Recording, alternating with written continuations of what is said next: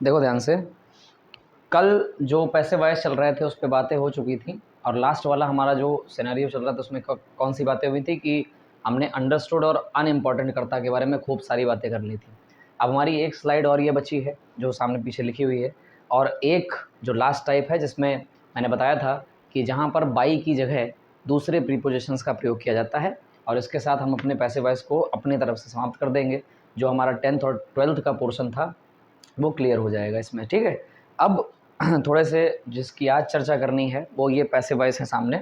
सबसे पहले आपको एक दिखाई दे रहा होगा, we are going to type passive voice.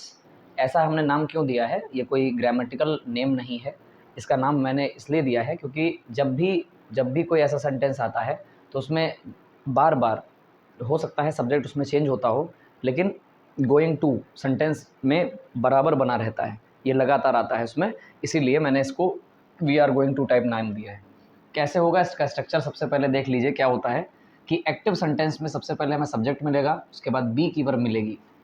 मैं बी की वर्ब को समझा दूंगा आपको एक बार फिर से, ये बी की वर्ब क्या होती है। अगर कभी भी हम आपसे कहें कि मुझे ये बताइए कि बहुत सारी वर्ब होती हैं उसमें से एक बी की वर्ब होती है, ये क्या होती है, तो आप ध्यान रखिएगा 5 वर्बों को बी की वर्ब कहा जाता है। इज़, एम, आर, वाज और वर, ये जो 5 वर्बें होती हैं इन्हीं को बी की वर्ब कहा जाता है। और ये बी की वर्ब हमेशा एग्ज़ाम में जब भी हम स्ट्रक्चर्स में देखेंगे, तो एग्ज़ाम में जब भी हम अपने सेंटेंस को वेरीफाई कर रहे हों, हमने सेंटेंस को ऑपरेट कर रहे हों, तो उसमें is, am, are, was, verb अगर हमें मिलता है, उसको हम जानते हैं, तो उसको हम बी की वर्ब कंसीडर करते हैं, ठीक है। तो ध्यान रखना, बी की verb is, am, are, was, verb होती है। अच्छा, बी स्वयं भी एक मेन वर्ब है, ठीक है, ध्यान रखना, होना जिसको कहते हैं। और बी की सेकंड फॉर्म क्या होती है, वाज, और बी की जो थर्ड फॉर्म होती है वो बीन होती है। बी की फोर्थ फॉर्म को बीइंग कहा जाता है, ठीक है, ये चीज़ ध्यान रखिएगा। लेकिन अगर आपसे कोई बी की वर्ब पूछता है तो आप इज़, एम, आर, वाज, वर का उत्तर देंगे, ठीक है। तो इसे हम बी की वर्ब कहते हैं, जैसा कि आपको पता चल गया होगा। अब हम चीज़ों को स्ट्रक्चर वाइज देख रहे हैं कि सब्जेक्ट के बाद हमको एक बी की वर्ब मिलेगी, इसका मतलब है is, am, are, was, verb में से कोई एक चीज़ मिलेगी। उसके बाद हमें गोइंग नाम का शब्द मिलेगा। टू फिर मिलेगा, टू के बाद हम जानते ही हैं कि हमेशा वर्ब की फर्स्ट फॉर्म मिलती है जिसको हम इन्फिनेटिव केस कहते हैं, वो मिलेगा। उसके बाद ऑब्जेक्ट मिलेगा। अब ऑब्जेक्ट क्या होता है, बहुत बार बताया जा चुका है कि क्या और किसका का उत्तर ऑब्जेक्ट कहलाता है। फिलहाल यहाँ देखिए, तो जैसे कि मैंने यहाँ पर एक सेंटेंस लिखा, क्या लिखा, वी आर गोइंग टू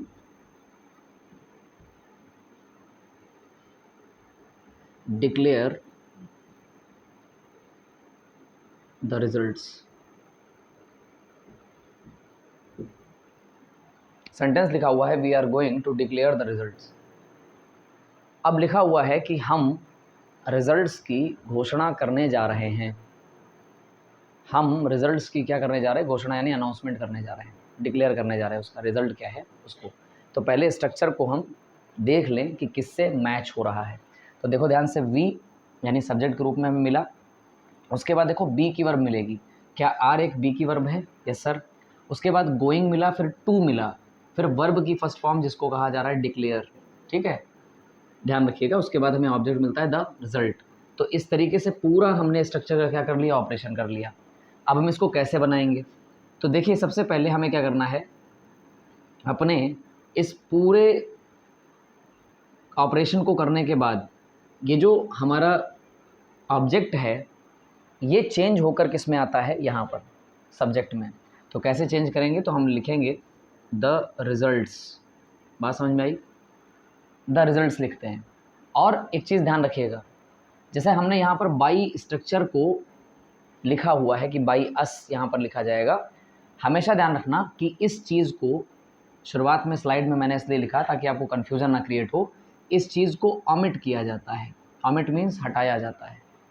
और कल हम ओमिशन पर बहुत बड़ी चर्चा कर चुके हैं कि कहाँ पर बाई के बाद ऑब्जेक्ट का यूज़ नहीं किया जाता है, ठीक। तो ये बात ध्यान रखना, जब ये बात कही जा रही है कि हम रिज़ल्ट्स की घोषणा करने जा रहे हैं, तो सीधी सी बात है, रिज़ल्ट्स की घोषणा की जा रही है, ये बात हमें पहले से अंडरस्टूड है। जो कर रहा होगा वो कोई ऐसा व्यक्ति है जो संस्था से या किसी चीज़ से जुड़ा हुआ है जिसके द्वारा ये रिजल्ट्स प्रकाशित किए जा रहे हैं या पब्लिश किए जा रहे हैं, समझना ध्यान से। तो यहाँ पर हम बाई ऑब्जेक्ट को ओमिट करते हैं, लिखा हुआ है द रिजल्ट्स, उसके बाद क्या करेंगे, द रिजल्ट्स और फिर बी की वर्ब लगाएंगे। बी की वर्ब इसी के अनुसार लगती है, तो जैसे वी के साथ आर लगा है, रिजल्ट्स भी एक प्लूरल नाउन है, सॉरी प्लूरल वर्ब है, तो क्या करेंगे भाई, प्लूरल नाउन होने के कारण यहाँ पर आर लग जाएगा, द रिजल्ट्स आर। अब क्या करेंगे सर, टू लगाएंगे और उससे पहले क्या लगाएंगे, गोइंग, इसके बाद टू, उसके बाद बी, और फिर वर्ब की थर्ड फॉर्म क्या हो जाएगी सर, डिक्लेयर्ड हो जाएगी। अब इसमें बाई अस का प्रयोग नहीं किया जाता, इसीलिए मैंने शुरुआत के स्ट्रक्चर में इसको लिखा और अब आपके सामने मैं इसको ऑमिट कर रहा हूँ। ऑमिट मीन्स हटा रहा हूँ। कल मैंने ओमिशन पर बहुत बड़ी चर्चा की थी और ओमिशन के बारे में मैंने बताया था कि इसको हटाना या किसी चीज़ को ऑमिट करना, उसको हटाना या रिमूव करना होता है। यहाँ पर हम बाई ऑब्जेक्ट का प्रयोग नहीं करते, तो यहाँ पर हमारा सेंटेंस केवल इतना बनेगा, the results are going to declare, और थर्ड फॉर्म हो जाएगी the results are going to be declared. Clear. अगला हमें सेंटेंस जैसे दिया हो, we are going to celebrate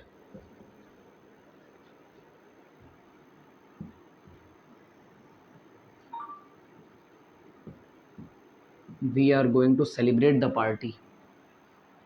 अब जैसा कि आपको दिखाई दे रहा होगा, आप मैच कर लीजिए इसको, सब्जेक्ट के साथ वी मिला है, उसके साथ बी की वर्ब आर मिली हुई है, फिर गोइंग मिला हुआ है, फिर टू मिला है, फिर वर्ब की फर्स्ट फॉर्म सेलिब्रेट मिली है, ऑब्जेक्ट मिला है द पार्टी।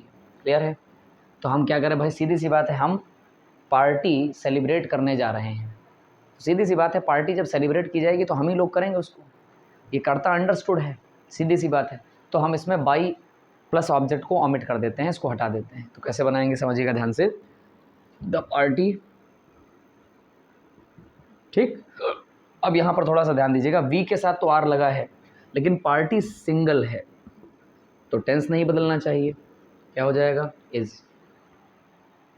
भाई बात समझ में आ रही है आपको। ऊपर वाले में वी के साथ तो आर ही लगता है, द रिजल्ट्स, जब रिजल्ट्स हैं, परिणाम है, ज़्यादा परिणाम है, तो क्या होगा, आर ही लगेगा। द पार्टी, अब पार्टी एक ही है तो उसके साथ क्या लगाना चाहिए, इज लगाना चाहिए। अच्छा, ये अगर वॉज वर्ब में होता, समझिएगा ध्यान से, अगर ये वॉज वर्ब में होता तो हम फिर उसी के अकॉर्डिंग टेंस को चेंज करते। जैसे यहाँ पर क्या लिखा होता, थोड़ी देर के लिए हम चेंज कर रहे हैं, समझिएगा, ये तो आप सीख ही गए, प्रेजेंट वाला, एक पास्ट वाला बता दे रहे हैं। यहाँ पर अगर वर लिखा होता तो हम तुरंत जान जाते सर ये पास्ट में है ना, क्योंकि वी के साथ वर लगता है। और जैसे ही हम द पार्टी लाते तब यहाँ पर इज़ नहीं, पास्ट के अनुसार यहाँ क्या लगता, वॉज। ये ध्यान रखिएगा।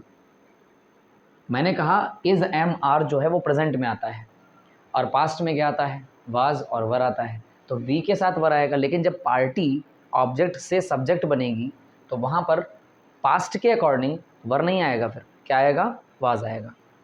क्लियर है सबको, तुम लोगों को भी। अब आगे क्या होगा सर, उसके बाद बी की वर्ब होने के बाद सर क्या होगा, गोइंग लगेगा, उसके बाद क्या होगा, टू लगेगा, फिर बी लगेगा, और उसके बाद वर्ब की थर्ड फॉर्म यानी सेलिब्रेटेड, तो यहाँ पर हो जाएगा सेलिब्रेटेड, और हमारा सेंटेंस बनकर क्या हो जाएगा, तैयार हो जाएगा। तो इस तरीके के पैसे वॉइस भी अगर आते हैं तो आप लोग बनाने में आराम से सक्षम हो। बस इतना ध्यान रखना कि जो चीज़ें बताई जा रही हैं उनकी लगातार प्रैक्टिस ज़रूरी है, प्रैक्टिस के लिए आपके पास साधन मौजूद है। अब ये वाले कंप्लीट करने के बाद हम किस में जाएंगे, देयर वाले में। कई बार ऐसे भी प्रश्न आ जाते हैं कि देयर से सेंटेंस शुरू हो रहा है और वहाँ पर भी थोड़ा सा दिमाग लगा के हमको काम करना पड़ता है, वरना हम पैसे नहीं बना पाएंगे। अब इसमें भी जब आप देयर पढ़ने जा रहे हो, बहुत ध्यान से सब लोग सुनिएगा, एक्टिव सेंटेंस में देयर से शुरुआत होगी और फिर बी की वर्ब मिलेगी। अब बताने की आवश्यकता नहीं बी की वर्ब क्या है, is am are was verb को बी की वर्ब कहा जाता है। इसके बाद एक नाउन फ्रेज मिलेगा। अब ये नाउन फ्रेज क्या है समझिए ध्यान से। एक नाउन के साथ, नाउन मीन्स जैसे मैंगो, मैंगो एक नाउन है या नहीं है, बिल्कुल है सर। ऐसे ही स्कूल नाउन है ना, ऐसे ही बैग नाउन है ना। इसके साथ यहाँ पर एक ऐसा शब्द लगा होगा जो इसकी क्वांटिटी को बता रहा होगा या उसकी गुणवत्ता को बता रहा, जैसे फ्यू मैंगोज, कुछ आम, तो फ्यू मैंगोज हो जाएगा, ठीक। सम स्कूल्स हो जाएगा, जैसे कुछ स्कूल ऐसे हैं, है ना। इसी तरीके से फ्यू बैग्स लिखा हुआ है तो फ्यू बैग्स हो जाएगा। दरअसल कहने का मेरा मतलब ये है कि आपको एक नाउन के साथ कुछ ऐसे शब्द ज़रूर जुड़े हुए मिलेंगे जो इसके पूर्ण अर्थ को निकाल रहे होंगे, तो वो नाउन फ्रेज के अंतर्गत हम उसको कंसीडर करते हैं। अब देखिए ध्यान से, जैसे कि क्या लिखा हुआ है समझिएगा, एक सेंटेंस यहाँ पर दे दिया, there are some problems to solve, ये सेंटेंस दे दिया, there are some problems to solve. अब चेक कीजिए अपने सेंटेंस को, देखिए आपको देयर मिलेगा एक्टिव में, मिला, ठीक। बी की वर्ब मिलेगी, मिली सर। इसके बाद नाउन फ्रेज मिलेगा, देखिए प्रॉब्लम्स जो है वो एक नाउन है और उसके साथ एक शब्द लिखा हुआ है कुछ समस्याएं, है ना। ये जो चीज़ें हैं ये सम प्रॉब्लम्स, ये पूरा क्या है, नाउन फ्रेज है। ध्यान रखिएगा ये बात, फिर रिपीट कर रहा हूँ, उसको सुन लीजिए ध्यान से। ये नाउन लिखा हुआ है, यानी प्रॉब्लम समस्याएं, ये नाउन लिखा हुआ है और यहाँ पर ये लिखा हुआ है जो उसकी क्वांटिटी को बता रहा है, ये चीज़ क्या है, ये शब्द मिलकर इस पूरे सेंटेंस में ये दो शब्द मिलकर इसको क्या बना रहे हैं, नाउन फ्रेज। इसके बाद क्या मिलेगा आपको सर, टू मिलेगा, मिल गया। और उसके बाद वर्ब की फर्स्ट फॉर्म मिलेगी, सॉल्व, मिल गई। अब इसको कैसे चेंज करेंगे, देखिए पैसिव वॉइस में इसको जब चेंज करेंगे तो देयर के नीचे क्या लिखा जाएगा, देयर लिखेंगे। फिर बी की वर्ब जैसी है वैसे लिखेंगे क्योंकि देयर के साथ आ रही आएगा। इसके बाद क्या होगा, समझना ध्यान से, इनके अकॉर्डिंग यहाँ पर वर्ब आ गई, यानी सम प्रॉब्लम्स के अकॉर्डिंग यहाँ आर आ गया। और फिर जैसा नाउन फ्रेज लिखा है, जैसा नाउन फ्रेज लिखा है वैसे ही लिख दिया जाएगा। अब क्या होगा सर, टू लगेगा, लग गया, फिर क्या लगेगा, बी लगेगा और थर्ड फॉर्म लग जाएगी, सॉल्व हो जाएगा। और इसमें कोई भी बाई आई का प्रयोग नहीं किया जाएगा क्योंकि सीधी सी बात है कि यहाँ पर बाई का ऑमिशन हुआ है, यानी एजेंट लेस पैसिव वॉइस हमारे सामने दिया गया है। क्लियर। अगला देखिएगा ध्यान से, जैसे यहाँ पर लिखा हुआ है, देयर आर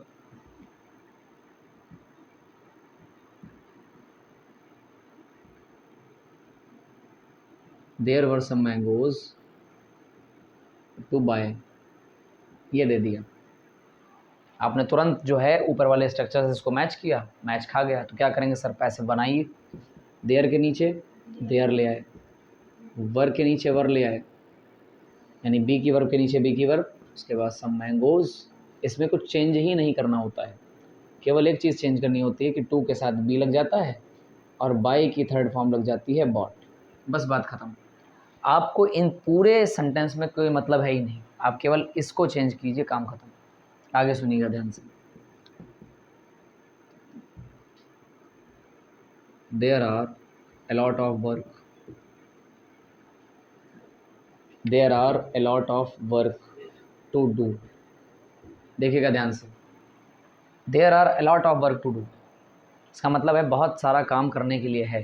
कैसे बनाएंगे सर, देयर के नीचे देयर रखेंगे, आर के नीचे आर।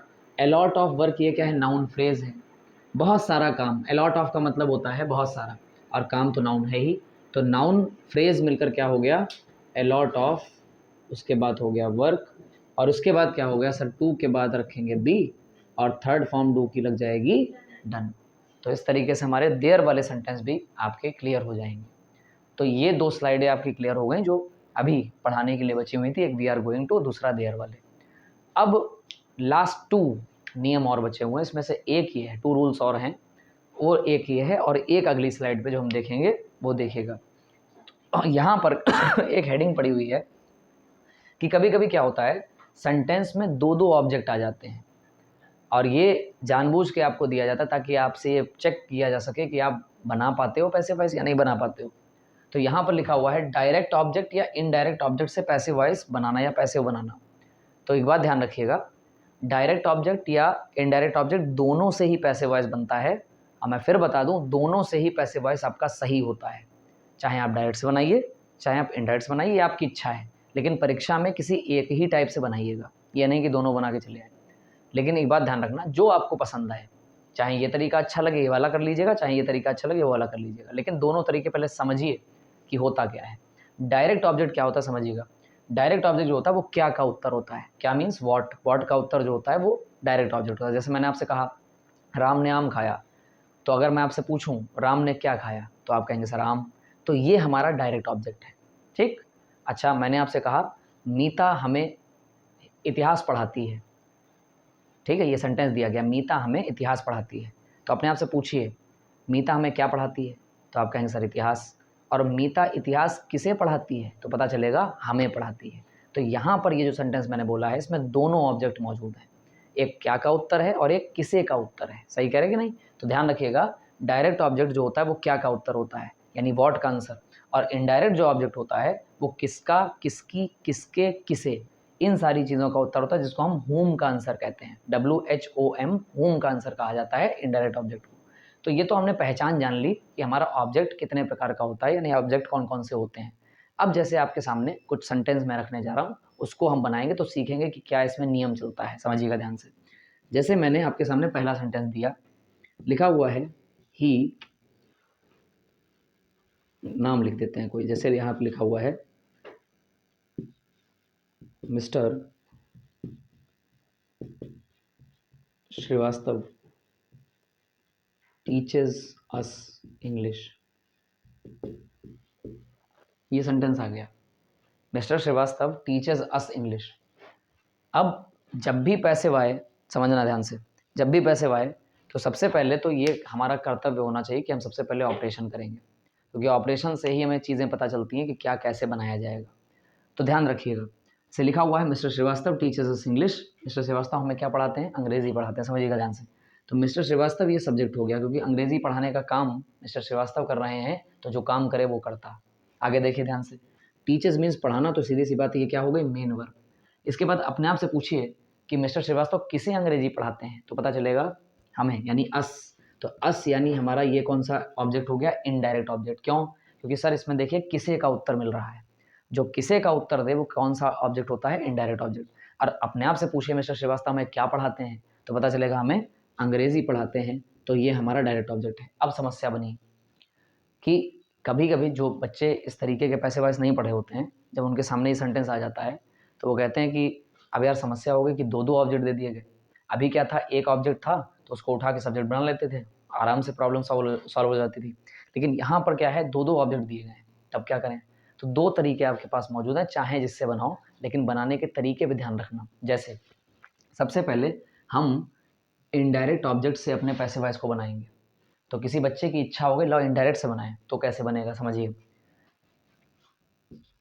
सबसे पहले अस को हम किस में चेंज करेंगे, सब्जेक्ट में, तो सब्जेक्ट क्या हो जाएगा, वी हो जाएगा। अब अपने आप पर दिमाग पर जोर डालो। शुरुआत में जब हमने पैसे पढ़ाया था तो मैंने बताया था कि SES लगा हुआ है, इसका मतलब ये प्रेजेंट इंडेफिनिट है, और प्रेजेंट इंडेफिनिट पैसिव वॉइस की सहायक क्रिया होती है इज, एम, आर होती है। तो वी के साथ बेटा क्या लग जाएगा, तो वी के साथ आ जाएगा यहाँ पे आर। आ गया सर। अब इसके बाद क्या होता है, मेन वर्ब की थर्ड फॉर्म लगती है, तो मेन वर्ब की थर्ड फॉर्म लग गई, टीच की टॉट होती है, तो टॉट हो गई। अब क्या करेंगे सर, यहाँ पे लिखा हुआ है वी आर टॉट। अब एक ऑब्जेक्ट बच गया, कौन सा ऑब्जेक्ट बच गया सर, डायरेक्ट ऑब्जेक्ट। तो इसे एज इट इज़ ऐसे ही लिख दिया जाएगा, तो यहाँ पर इसको लिख देंगे इंग्लिश। जो बचा हुआ ऑब्जेक्ट होता है वो मेन वर्ब के तुरंत बाद लिख दिया जाता है। अब क्या है, अब क्या होगा कि जैसे हम अपने पुराने पैसिव वॉइस में करते थे कि बाई एजेंट लगाते थे, अच्छा किसके द्वारा पढ़ाई जा रही है, तो मिस्टर श्रीवास्तव के द्वारा, तो बाई लगाने के बाद हम पूरा नाम उतार देंगे मिस्टर श्रीवास्तव।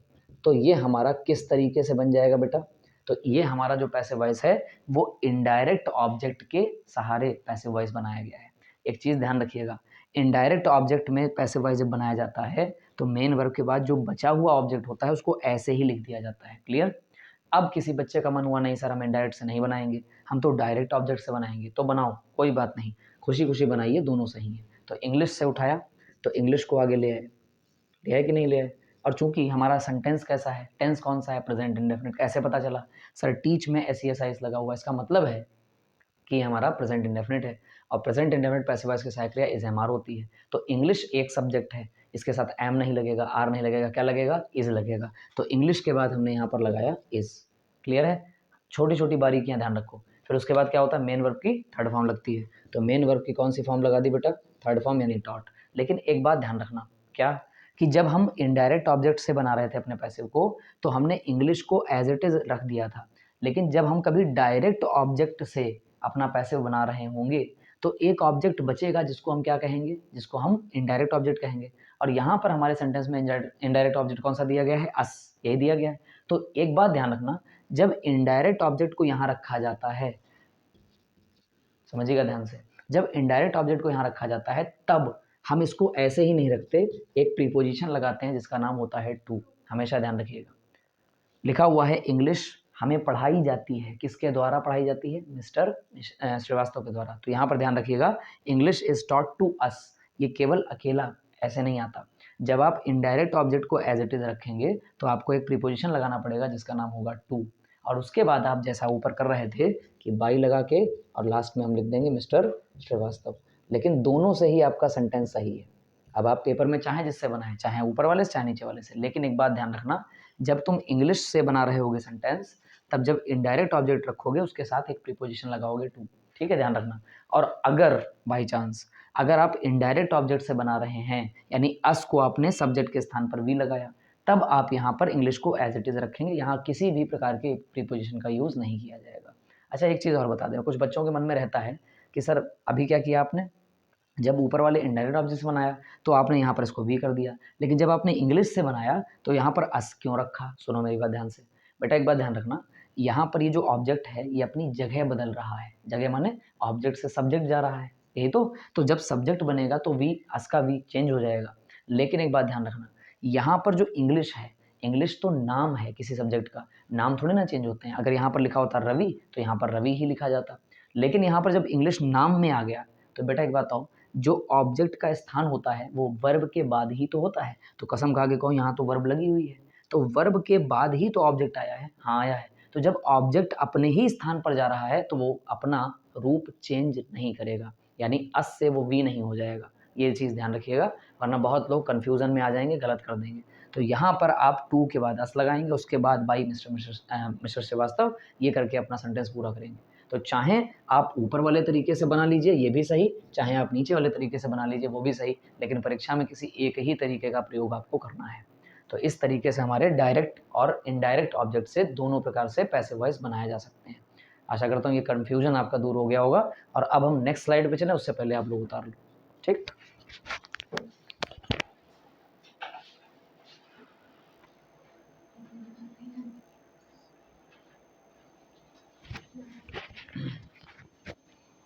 देखो नेक्स्ट स्लाइड आप लोगों के सामने है, समझना ध्यान से क्या लिखा हुआ है। अब ये हमारे पैसिव वॉइस की लास्ट स्लाइड है, यानी कहने का मतलब लास्ट रूल नहीं कह सकते, होते बहुत सारे नियम हैं, लेकिन हमारे 10th और 12th में जितने रिक्वायरमेंट्स हैं उतनी हमने फुलफिल कर दी।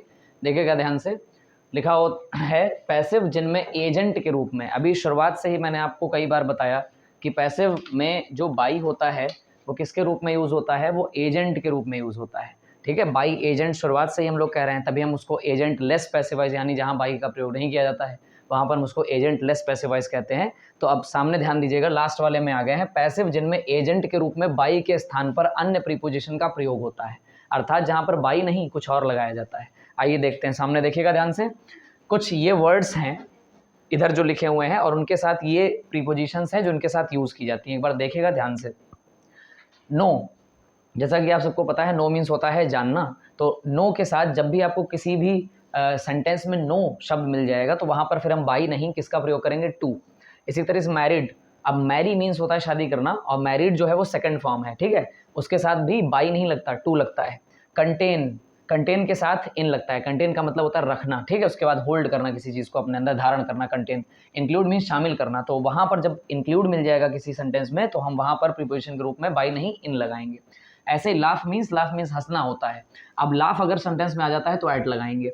सप्लाई मीन्स पूर्ति करना होता है, ठीक है, डिमांड मीन्स मांग होता है और सप्लाई मीन्स पूर्ति करना होता है। तो सप्लाई का जब भी सेंटेंस, अगर सेंटेंस में सप्लाई आ जाता है तो फिर हम बाई नहीं विद लगाएंगे। सिंपैथाइज मीन्स किसी को हमदर्दी बंधाना है, सहानुभूति देना, तो सिंपैथाइज में विद लगाएंगे। प्रोवाइड मीन्स किसी चीज़ को देना या प्रदान करना, उसके से विद लगाएंगे। प्रेफर मीन्स किसी के बजाय कुछ चीज़, जैसे बाई चांस आपको कॉफ़ी की जगह टी अच्छी लगती है यानी चाय अच्छी लगती है तो आप प्रेफर करते हैं कॉफ़ी के अकॉर्डिंग, ठीक है, तो प्रेफर के साथ भी टू लगता है, बाई नहीं लगता।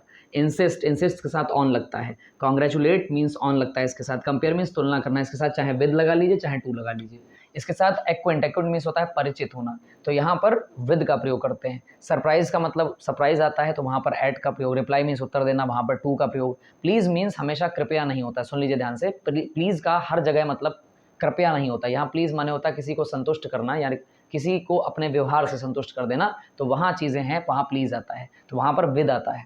इसके बाद इंटरेस्ट मीन्स रुचि होना, तो इंटरेस्ट के साथ बाई नहीं इन आता है। फायर, ये फायर क्या है, फायर आग वाला नहीं, जब हम किसी व्यक्ति को किसी चीज़ से निकाल देते हैं अर्थात निष्कासित कर देते हैं तब वहाँ पर फायर किया जाता है। जैसे किसी का बॉस है उसने एम्प्लॉई को फायर कर दिया, इसका मतलब उसको शूट नहीं कर दिया, गोली नहीं मार दी। निकालना या निष्कासित करने को हम फायर करना कहते हैं, ठीक है, ध्यान रखना। तो फायर मीन्स निष्कासित करना, तो इसको हम इसके साथ ऐड का प्रयोग किया जाता है। अराइव मीन्स पहुंचना, इसके साथ चाहे ऐट लगाइए चाहे इन लगाइए। ऐसे एम मीन्स लक्ष्य या निशाना साधना, वहाँ पर ऐट का प्रयोग। एस्टॉनिश के साथ ऐट का प्रयोग। डिस्गस्ट मीन्स विद का प्रयोग। उसके बाद अमेज्ड, अमेज्ड के साथ ऐट का प्रयोग, चौंकना जैसे होता है, विस्मय करना, वो उसके साथ ऐड का प्रयोग। फिर प्रिपेयर्ड मीन्स तैयार करना किसी चीज़ को, तो वहाँ पर फॉर का प्रयोग होता है। कंपेयर्ड तुलना करना, जैसा कि यहाँ भी आया था नीचे, तो ये सेकंड फॉर्म हो गई इसकी, तो वहाँ पर टू यूज़ होता है। इन्वाइटेड मीन्स निमंत्रित करना किसी को, तो वहाँ पर टू यूज़ होता है। क्वेरल मीन्स झगड़ा करना किसी से, वहाँ पर विद का प्रयोग होता है। सेटिस्फाइड मीन्स संतुष्ट करना होता है, वहाँ पर विद का प्रयोग। डिपेंडेंट मीन्स किसी पर निर्भर रहना, वहाँ ऑन का प्रयोग। एनॉयड मीन्स मना करना, तो वहाँ पर ऐड का प्रयोग। एडिक्टेड मीन्स किसी चीज़ की लत लग जाना, तो वहाँ पर टू का प्रयोग। नॉक मीन्स खटखटाना, ठीक है, तो वहाँ पर ऐड का प्रयोग। लिसन मीन्स सुनना ध्यान से, तो वहाँ पर हम टू का प्रयोग करते हैं। और वैक्स का मतलब होता है तंग करना किसी को, तो वहाँ पर ऐड का प्रयोग। अब बिहेवियर यानी व्यवहार के साथ भी ऐड का प्रयोग किया जाता है। ये सारे शब्द हैं। अब अगर हम गिनने पर बैठे तो लगभग 1 2 3 4 5 6 7 8 9 10 11 12 13 14 15 16 17 18 19 20 21 22 23 24 25 26 27 28 29 30 31 32 33 34 35 लगभग शब्द आपके पास, 35 वर्ड्स आपके पास पहुँच चुके हैं, जो आपको कहीं ना कहीं किसी ना किसी रूप में आपके सामने कभी ना कभी परीक्षा में दे दिए जाते हैं। अब थोड़े से एग्जाम्पल्स हैं, इनको देख लेते हैं, तो हमारी ये सारी उलझनें जो हैं कि हमने इतना ढेर सारा इतने शब्दों को क्यों याद किया है, वो हमारी थोड़ी दूर हो जाएगी। और फिर हम इस क्लास को समाप्त करने के साथ साथ ये बता देंगे कि हमारा ऑफिशियली जो है कक्षा 10 और 12 का जो पैसिव वॉइस है वो समाप्त हो गया है। इधर देख लीजिए, कुछ यहाँ पर मैंने सेंटेंस रखे हैं, इनको बनाते हैं। तो सबसे पहले हमारा परम कर्तव्य है कि अगर आप शिक्षण मजूर से पढ़ रहे हैं तो सबसे पहला आपका कर्तव्य है कि आप सेंटेंस देखेंगे और फिर तुरंत उसका ऑपरेशन करेंगे। सबसे पहले मिस्टर मिश्रा सब्जेक्ट हो गया, नोज मीन्स मेन वर्ब और मी ऑब्जेक्ट। अब इसकी हिंदी निकालिए, मिस्टर मिश्रा नोज मी यानी मिस्टर मिश्रा मुझे जानते हैं। तो हमने आपको बताया था कि नो नाम का शब्द जहाँ मिलेगा वहाँ पर बाई की जगह टू का प्रयोग किया जाएगा। तो कैसे बनाएंगे सर, मी को ऑब्जेक्ट से सब्जेक्ट बनाएंगे तो आई हो जाएगा। और जैसे नोज लिखा है, नोज यानी SES लगा है यानी प्रेजेंट इंडेफिनिट है। प्रेजेंट इंडेफिनिट पैसिव वॉइस की सहायक क्रिया इज एम आर होती है, तो आई के साथ क्या लगेगा, एम लगेगा, तो आई के साथ एम आ गया। फिर इसकी थर्ड फॉर्म लग जाएगी, थर्ड फॉर्म लगी तो क्या हो गया, नोन हो गया। अब यहाँ पर बाई नहीं लगाएंगे, सर ने कहा था अगर नो शब्द मिल जाए तो क्या लगाना है, टू लगाना है, तब यहाँ पर टू लगाएंगे और फिर मिस्टर मिश्रा लगा देंगे। क्या ये बात आपको समझ में आ गई? ये है आपका सेंटेंस तैयार हो गया। अब इसके बाद ही सेटिस्फाइड हिज फादर, उसने अपने पिता को संतुष्ट किया अपने व्यवहार से या किसी चीज़ से भी, तो यहाँ पर सेटिस्फाइड के साथ सर ने बताया था सेटिस्फाइड अगर आता है ये तो उसके साथ विद का प्रयोग होता है। तो कैसे बनाएंगे, पहले ऑपरेशन कर लीजिए। ही सब्जेक्ट है, सेटिस्फाइड मेन वर्ब है और हिज फादर ये ऑब्जेक्ट है। कैसे बनाएंगे, हिज फादर। अब चूंकि सेटिस्फाइड सेकंड फॉर्म है, क्योंकि सेटिस्फाई फर्स्ट फॉर्म होती है, सेटिस्फाइड सेकंड फॉर्म होती है, सेटिस्फाइड ही थर्ड फॉर्म होती है। अब चूंकि अकेला यहाँ पर सेकंड फॉर्म आई है तो हम जान जाते हैं कि इसमें हैज़ हैव नहीं लगा, वरना इसको थर्ड फॉर्म मानते। अब चूंकि अकेली है तो ये सेकंड फॉर्म मानी जाएगी, सेकंड फॉर्म मानी जाएगी, इसलिए पास्ट इंडेफिनिट है। और पास्ट इंडेफिनिट की सहायक क्रिया पैसिव वॉइस में क्या होती है, वाज और वर होती है। तो हिज फादर के साथ क्या लग जाएगा सर, वाज लग जाएगा। थर्ड फॉर्म पहले से लगी हुई है, सेकंड फॉर्म भी यही होती है, थर्ड फॉर्म भी यही होती है, तो सेटिस्फाइड। और अब सेटिस्फाइड के साथ क्या आएगा, विद आएगा, और विद के साथ ही किस में चेंज हो जाएगा, हिम में चेंज हो जाएगा। विद किस में चेंज हो जाएगा, हिम में चेंज हो जाएगा, तो सेंटेंस बन जाएगा his father was satisfied with him. अगला है हिज बिहेवियर शॉक्ड मी, तो हिज बिहेवियर बेटा ये सब्जेक्ट है, ये शॉक्ड जो है मेन वर्ब है, मी ऑब्जेक्ट है। अब बिहेवियर के साथ सर ने कहा था कि ऐट का प्रयोग होता है, बिहेवियर के साथ किसका प्रयोग होता है, ऐट का प्रयोग होता है, तो उठाइए आई। और चूंकि शॉक्ड यानी सेकंड फॉर्म लगी हुई है तो यानी पास्ट इंडेफिनिट है, पास्ट इंडेफिनिट है तो sir was verb passive voice की सहायक क्रिया होती है, तो आई के साथ क्या लग जाएगा, आई वाज, थर्ड फॉर्म लग जाएगी, शॉक्ड हो जाएगी। बात समझ में आई? और जैसे ही बिहेवियर आया तो खटाक से हमने क्या कर दिया सर, ऐट लगाना है, तो शॉक्ड एट और आगे लग जाएगा हिज बिहेवियर। ठीक है, आप स्पेलिंग पूरी कर लेंगे, I was shocked at his behaviour. ठीक, अब लास्ट वाला हमारे पास बचा हुआ है, समझिएगा ध्यान से। हर रिजल्ट सरप्राइज्ड द टीचर, तो हर रिजल्ट हो गया सब्जेक्ट, सरप्राइज मेन वर्ब और द टीचर ऑब्जेक्ट। तो कैसे बनेगा सर, चूंकि सरप्राइज लिखा हुआ यानी पास्ट इंडेफिनिट है, पास्ट इंडेफिनिट सहायक क्रिया वाज वर होती है, तो आराम से बना लेंगे सर, द टीचर, और टीचर के साथ क्या लगेगा, वाज लग जाएगा, थर्ड फॉर्म लगी हुई है, सरप्राइज्ड पहले से ही। और जैसे ही सरप्राइज आता है तो सर ने बताया था सरप्राइज के साथ क्या लगता है, एट लगता है, तो यहाँ पर हमने एट लगाया और लास्ट में लिख दिया एट हर रिजल्ट। तो इस तरीके से आपने देख लिया कि किस तरीके से जो है बाई का जो प्रयोग है वो नहीं होता और अन्य प्रिपोजिशंस का प्रयोग होता है। तो इसी के साथ आज हम इस बात की घोषणा कर रहे हैं कि कक्षा 10 और 12 से पूछे जाने वाले जितने भी पैसिव वॉइस हैं परीक्षा में, वो ऑफिशियली आज मेरी तरफ से जो है वो एंड हो गए हैं। ठीक, बहुत बहुत धन्यवाद, आपने इतना धैर्य बनाए रखा। और लगभग हमारा ये जो ट्रांसफॉर्मेशन का 13वां पार्ट लगभग ये शूट हुआ है आज, और ये पार्ट 13 के रूप में आपको मिलेगा। जाते जाते आप लोगों से पैसिव वॉइस के बाद अब हम मिलेंगे ट्रांसफॉर्मेशन के अगले टॉपिक पर, और इसी को हम लोग DID में कंसीडर कर लेंगे, अर्थात कक्षा 12 में जो DID नाम का चैप्टर है, डायरेक्ट इनडायरेक्ट, वो आपके सिलेबस में अलग से दिया गया है। अब चूंकि आपने टेंस भी पढ़ा, आपने पैसिव वॉइस भी पढ़ लिए, तो इसी के साथ मैच होता हुआ एक बहुत अच्छा टॉपिक जिसको हम नरेशन या डायरेक्ट इनडायरेक्ट कहते हैं, वो हम अपनी अगली क्लास में आपको जो है शुरू करेंगे उसको। और मैं चाहता हूँ कि जैसा आपने लगातार वीडियोस को देखा, समझा, पढ़ा, और मेरा ये मानना है कि लगातार जब भी आप किसी चीज़ का अध्ययन करते हैं तो उसमें तारतम्यता बनाना बहुत ज़रूरी होता है। ये कभी मत कीजिएगा कि कक्षा 12 के स्टूडेंट होने के बाद, 10 के स्टूडेंट होने के बाद भी आप ये सोचें कि थर्ड पार्ट पहले देख लूँ और फर्स्ट बाद में देख लूँगा। कभी नहीं। ट्रांसफॉर्मेशन जब भी पढ़ना है, सिंटैक्स जब भी पढ़ना है, सिंथेसिस जब भी पढ़नी है, पैसिव इनडायरेक्ट जो भी आप पढ़ रहे हो, जो भी इस प्लेटफॉर्म पे आपको पढ़ाया जा रहा है, आपसे मेरा विनम्र निवेदन है, जिस भी सीरीज़ को आप पढ़ रहे हैं उसको लाइन वाइज पढ़िएगा, वरना आपको कुछ नहीं समझ में आएगा। ठीक है, तो नंबर 1 से लेकर नंबर 13 तक अभी ट्रांसफॉर्मेशन में जितने भी पार्ट्स हुए हैं उनका आप खूब अच्छे से रिवीजन कीजिए। इन्हीं चीज़ों को बार बार रिपीट कीजिए, देखिए कि क्या चीज़ें आपके साथ हो सकती हैं और कितनी चीज़ों को आप बेहतर कर सकते हैं। तो मेरी तरफ से जितने भी पार्ट्स पैसिव वॉइस से जुड़े हुए थे वो आज मैंने पढ़ा दिए, और अगली वीडियो में जब आपसे मुलाकात होगी आप लोगों के साथ, तो हम डायरेक्ट इनडायरेक्ट नाम के टॉपिक के साथ आपके सामने फिर हाजिर होंगे। तब तक अपना ध्यान रखें, कुछ रहें, मस्त रहें। बहुत बहुत धन्यवाद शिक्षण मेजवर्स की तरफ से।